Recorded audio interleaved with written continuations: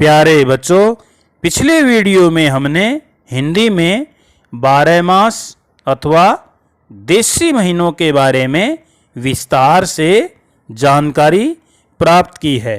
12 मास हमारी हिंदी की पाठ्यपुस्तक में दी गई एक कविता का नाम है और इस कविता के कवि का नाम श्री सोहनलाल द्विवेदी है।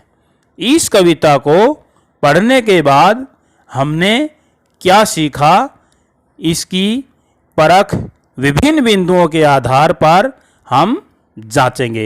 आइए शुरू करते हैं। पहला प्रश्न है, कविता में किन किन देशी महीनों के नाम आए हैं, क्रम से लिखें। बच्चों, हमने कविता में 12 मास 12 महीनों के नाम पढ़े हैं। एक एक करके लिखेंगे। पहला फागुन, दूसरा चैत्र, तीसरा बैसाख, चौथा जेठ, पांचवा आषाढ़, छठा सावन और सातवां भादो, आठवां आश्विन, नौवां कार्तिक, 10वां मार्गशीर्ष, 11वां पौष और 12वां माघ। अगला प्रश्न है, फागुन और कार्तिक मास में कौन कौन से त्योहार आते हैं। बच्चों, फागुन मास में फाग अथवा होली का त्योहार आता है और कार्तिक मास में दीपों का त्योहार अथवा दिवाली का त्योहार आता है। अगला प्रश्न है, आम का पना कौन से महीने में पीते हैं।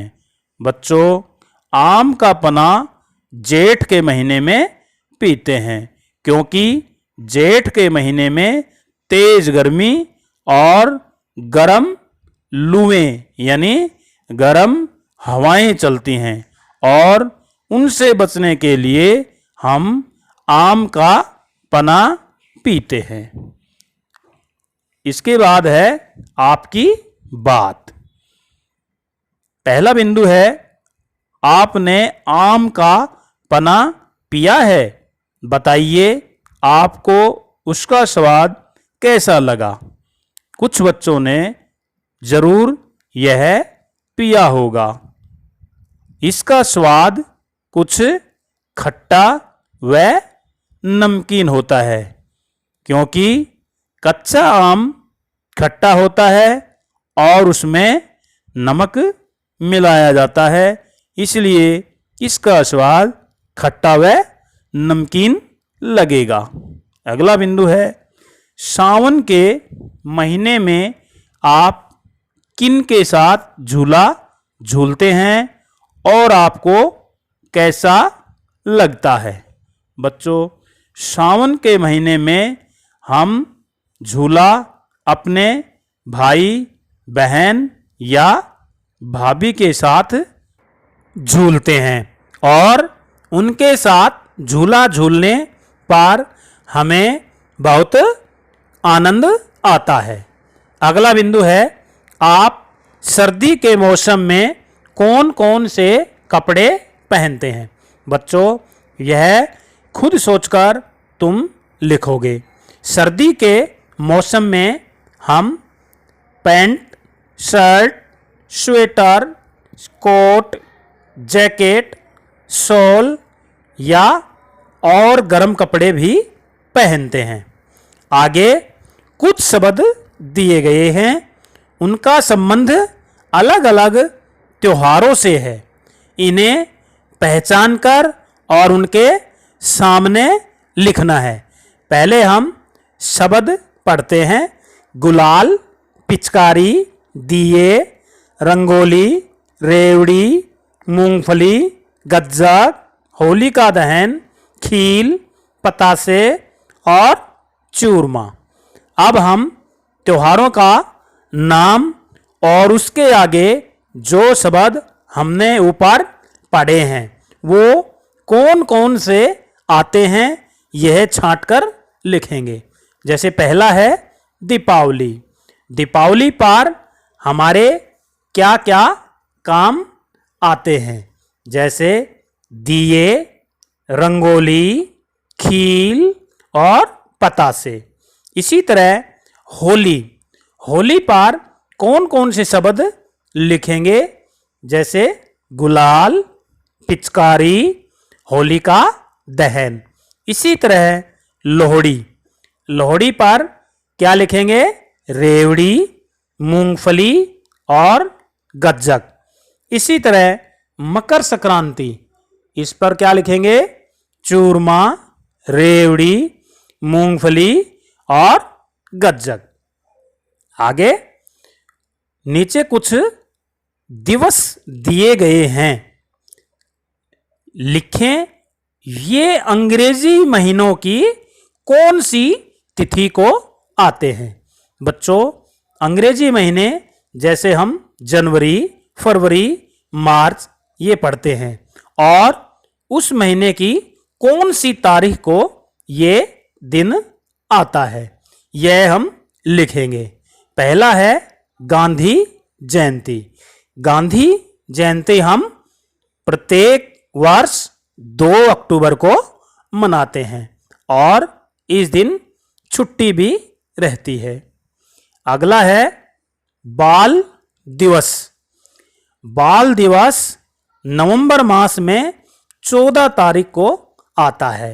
इस दिन भारत के प्रथम प्रधानमंत्री श्री जवाहरलाल नेहरू का जन्म दिवस होता है, तो यह 14 नवंबर को मनाया जाता है। अगला है अध्यापक दिवस। बच्चों, स्कूल में हम अध्यापक दिवस प्रत्येक सितंबर मास में 5 तारीख को मनाते हैं, तो यह 5 सितंबर को आता है। इसी तरह हिंदी दिवस, यह भी सितंबर मास में 14 तारीख को मनाते हैं।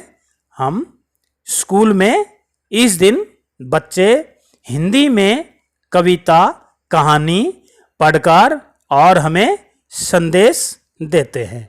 हिंदी हमारी राष्ट्रीय भाषा है।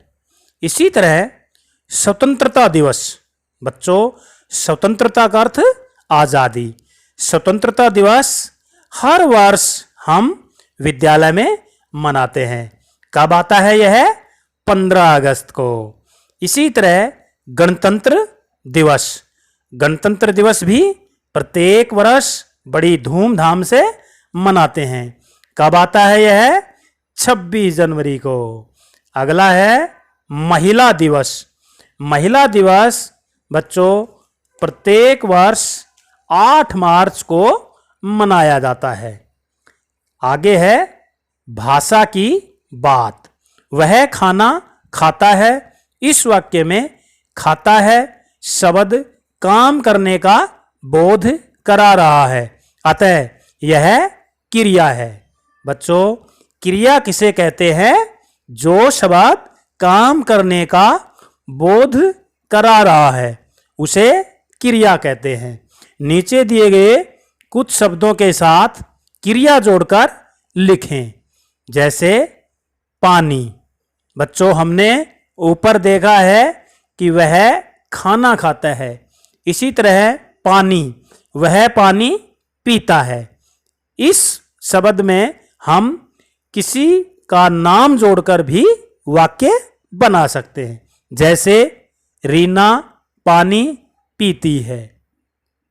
इसी तरह गीत, वह गीत गाता है या वह गीत गाती है। कहानी, वह कहानी कहता है या दादी कहानी कहती है। इसी तरह झूला, वह झूला झूलता है या वह झूला झूलती है। बच्चों, वह शब्द है यह सर्वनाम है। इसमें हम संज्ञा यानी किसी बच्चे या व्यक्ति का नाम लिख सकते हैं। जैसे कविता, राम कविता पढ़ता है। प्रवेश कविता पढ़ता है या वह कविता पढ़ती है। इसी तरह कपड़े, वह कपड़े पहनता है, राम कपड़े पहनता है, मोहन कपड़े पहनता है। इसी तरह तुम अपना किसी का भी नाम जोड़कर यह वाक्य बना सकते हैं। आगे है यह भी करें। नीचे दिए गए बॉक्स में अपने मित्र को दीपावली की शुभकामनाएं देते हुए कार्ड बनाएं। बच्चों, हमारे सामने यह चित्र दिया गया है। इस चित्र को देखकर इसके सामने हमारे चौकोर बॉक्स में खाली स्थान जो दिया गया है, इसमें हम अभ्यास करके ऐसा चित्र बनाएंगे। यह काम हमें खुद करना है। आगे है नई नई रंगत दिखाता। नई रंगत का अर्थ है नया रूप रंग, नया निखार। बताएं इन्हें आप कैसे निखारेंगे। पहला है कपड़ा। कपड़ा कैसे निखारेंगे हम? इस्त्री करके, धोकर और मरम्मत करके। यह हमें दिया है। बच्चों, इस्त्री का अर्थ प्रेस करना होता है। कपड़े पर प्रेस करके, धोकर या मरम्मत करके उसको निखार सकते हैं। इसी तरह घर की दीवार, घर की दीवार को भी हम मरम्मत करके, रंग रोगन करके, चित्रकारी करके या कुछ कथन लिखकर हम दीवार को निखार सकते हैं। इसी तरह जूते, जूते हम पॉलिश करके या उनको धोकर निखार सकते हैं। आगे है कक्षा। कक्षा में हम सफाई करके, कक्षा में हम विभिन्न लड़ियां लगाकर, विभिन्न चार्ट लगाकर और कुछ विचार लिखकर अपने कक्षा को निखार सकते हैं। इसी तरह आंगन, आंगन को हम, आंगन का मतलब क्या होता है? चौक जिसे हम कहते हैं। इसको हम साफ करके, धोकर या फिर मरम्मत करके इसको निखार सकते हैं। ओके, थैंक्स बच्चों।